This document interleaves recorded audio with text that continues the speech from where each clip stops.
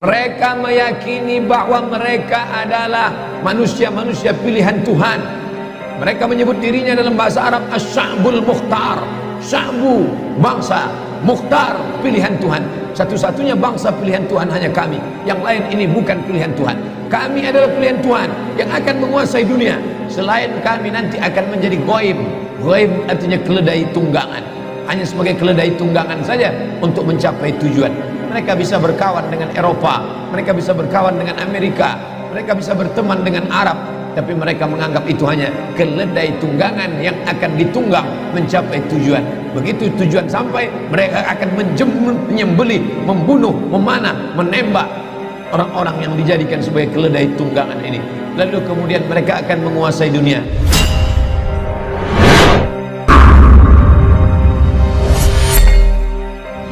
Rasulullah bersabda, kalian akan berperang dengan orang Yahudi. Seandainya Yahudi itu sekarang tidak ada lagi, maka orang akan berkata, mana ucapan Nabi Muhammad SAW? Berarti tak betul Nabi itu. Kata dia, kalian akan berperang dengan Yahudi. Buktinya Yahudi tak ada lagi. 1438 tahun setelah ucapan ini, Yahudi tetap ada, tetap eksis, tetap tegak berdiri di atas muka bumi. Orang mengatakan mereka akan punah, musnah seperti yang terjadi pada kaum-kaum yang lain. Tapi Israel tetap masih bertahan sampai hari ini. Ketika kita masih belajar dulu, ada satu mata kuliah khusus, yaitu Tayyarat Fikriyah. Tayyarat, aliran-aliran, Fikriyah, pemikiran. Ada aliran sekuler, ada aliran liberal, ada aliran sosialisme, ada aliran komunis, dan ada satu aliran khusus yang dikaji selama satu semester, yaitu aliran yang disebut dengan Sahyuniyah atau Zionis. Mereka bukan sekedar agama, tapi juga dia adalah politik. Yahudi agama yang unik, dia agama dan dia juga suku. Nabi Ibrahim punya anak laki-laki bernama Ishak. Nabi Ishak punya anak laki-laki bernama Yaqub. Nabi Yaqub punya anak bernama Yusuf. Yusuf punya saudara kandung bernama Yahuza.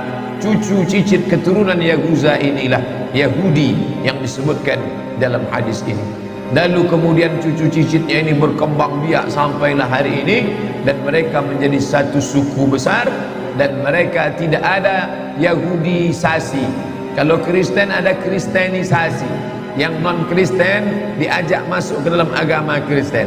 Tapi Yahudisasi tidak terjadi, karena Yahudi tidak menerima orang selain Yahudi. Andai bapaknya Yahudi pun akan dilihat maknya Yahudi atau tidak. Maka ketika negara Israel terbentuk, orang-orang Yahudi dari seluruh dunia pulang kembali, yang mereka sebut sebagai Ardul Mi'ad, tanah yang dijanjikan oleh Tuhan. Lalu kemudian mereka periksa satu persatu, berapa banyak Yahudi menikah dengan orang Rusia, berapa banyak Yahudi menikah dengan orang Eropa. Maka anaknya tidak diakui karena ibunya bukan Yahudi. Oleh sebab itu mereka agama sekaligus juga suku. Kalau kita, kamu sukunya apa? Sukunya Melayu, agama Islam. Kamu suku apa? Suku Batak, agama Islam. Kamu suku apa? Suku Minangkabau, agama Islam. Mereka tidak. Suku Yahudi, agama Yahudi. Lalu kemudian suku dan agama ini berpikir tentang menciptakan sebuah negara. Itu berasal dari pikiran Theodor Herzl. Theodor Herzl, seorang wartawan Yahudi, berpikir ketika dia melihat ada negara besar, negara itu bernama Serbia, yang pernah membantai umat Islam di Bosnia atas nama Slobodan Milosevic. Negara Eropa, negara Rusia yang besar waktu itu bernama Serbia. Maka Theodor Herzl berpikir, kalau Serbia punya negara, mengapa kita orang Yahudi tidak punya negara? Maka dia kumpulkan orang-orang Yahudi dari seluruh dunia. Maka mereka pun berkumpul. Inilah cikal bakal Zionis yang ingin mendirikan sebuah negara. Akhirnya tahun 1946 mereka pun berhasil mendapatkan tanah Palestina. Sebelumnya utusan Theodor Herzl datang menghadap Sultan Abdul Hamid di Turki. Sultan Abdul Hamid, ini ada beribu-ribu keping uang emas terimalah, kami ingin membeli tanah Palestina. Sultan Abdul Hamid menolak emas-emas itu. Dia katakan Palestina direbut dengan tetesan darah para syuhada. Mereka mati karena Allah Subhanahu wa ta'ala.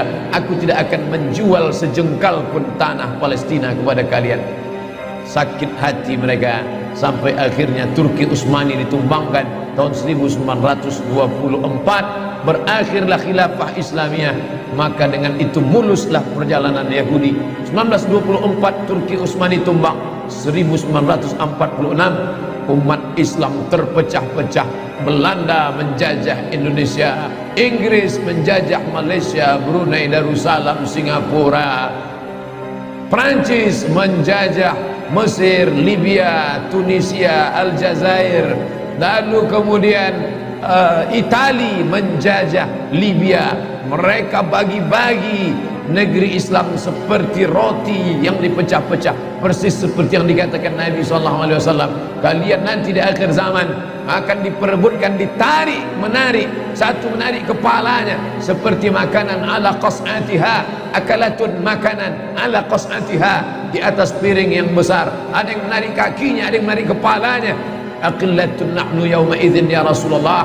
Mereka merebut kami. Apakah kami waktu itu sedikit ya Rasulullah? Kata Nabi, tidak. Bal antum katsirun. Kalian ramai, kalian banyak. Lakinnakum ghusaun ka ghusais sail. Tapi kalian seperti buih di tengah lautan, dipukul ombak, dihempas gelombang. Kalian tak punya kepemimpinan karena Turki Utsmani sudah tumbang, tak lagi punya panutan. Apa yang dikatakan itu terwujud 1946. Maka kebetulan Palestina dipegang oleh Inggris. Inggrislah yang memikul dosa terbesar. Bagaimana Palestina bisa jatuh ke tangan Israel, laknatullah alaihim. Lalu kemudian Palestina bulat-bulat diserahkan oleh Inggris. Ini bumi Palestina diberikannya kepada orang-orang Yahudi. Sejak 1946 seluruh Yahudi dunia, Yahudi Rusia, Yahudi Eropa, Yahudi Amerika, Yahudi yang ada di Arab, mereka kembali beramai-ramai ke tanah Palestina. Dan sekarang semua Yahudi yang sudah pulang lebih kurang 5 juta orang.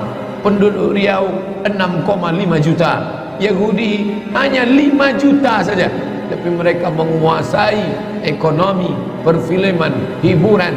Anak-anak kita menonton film karton, sinetron, horor, film perang yang mengobok-obok ekonomi umat Islam. Ketika dia lihat ini perlu dihancurkan, ini perlu diangkat, ini perlu dijempaskan, maka semua presiden-presiden Amerika itu akan naik atas lobby-lobby Yahudi. Syekh Ali Jarisah, Syekh Dr. Ali Jarisah, dosen Universitas Madinah tahun 70-an, sudah menulis dalam bukunya bahwa pegawai-pegawai yang ada di PBB itu sebagian besarnya adalah Yahudi.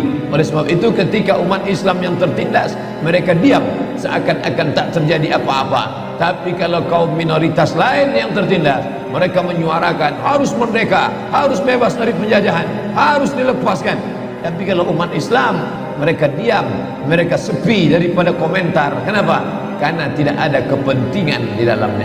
Bapak Ibu yang dimuliakan Allah Subhanahu wa ta'ala, seorang warga negara Perancis, alirannya sosialis komunis, tapi kemudian Allah lembutkan hatinya, maka dia masuk Islam. Dan dia inilah yang mengungkapkan, menuliskan bahwa Zionis menguasai Palestina. Tidak hanya Palestina, tapi dia ingin menguasai dunia atas nama yang disebut dengan kembali kepada kekerajaan Daud. Daud yang kita yakini bukanlah seperti yang mereka katakan. Kita meyakini Nabi Daud alaihissalam sebagai orang yang soleh, sebagai orang yang pandai. Wa alanna lahul hadid, kami lunakkan besi. Maka Nabi Daud alaihissalam mengambil besi, lunak besi itu di tangan Nabi Daud alaihissalam, lalu dibentuknya menjadi baju besi. Baju besi itu dijualnya, lalu hasil dari menjual baju besi itulah Nabi Daud hidup. Nabi Daud adalah orang yang zuhud, walaupun dia seorang raja di raja. Dan mereka ingin mengembalikan lagi kerajaan ini. Mereka meyakini bahwa mereka adalah manusia-manusia pilihan Tuhan. Mereka menyebut dirinya dalam bahasa Arab Asy-Sya'bul Mukhtar. Sya'bu, bangsa, Mukhtar, pilihan Tuhan. Satu-satunya bangsa pilihan Tuhan hanya kami. Yang lain ini bukan pilihan Tuhan. Kami adalah pilihan Tuhan yang akan menguasai dunia. Selain kami nanti akan menjadi ghaib. Ghaib artinya keledai tunggangan. Hanya sebagai keledai tunggangan saja untuk mencapai tujuan. Mereka bisa berkawan dengan Eropa, mereka bisa berkawan dengan Amerika, mereka bisa berteman dengan Arab, tapi mereka menganggap itu hanya keledai tunggangan yang akan ditunggang mencapai tujuan. Begitu tujuan sampai, mereka akan menyembelih, membunuh, memanah, menembak orang-orang yang dijadikan sebagai keledai tunggangan ini. Lalu kemudian mereka akan menguasai dunia.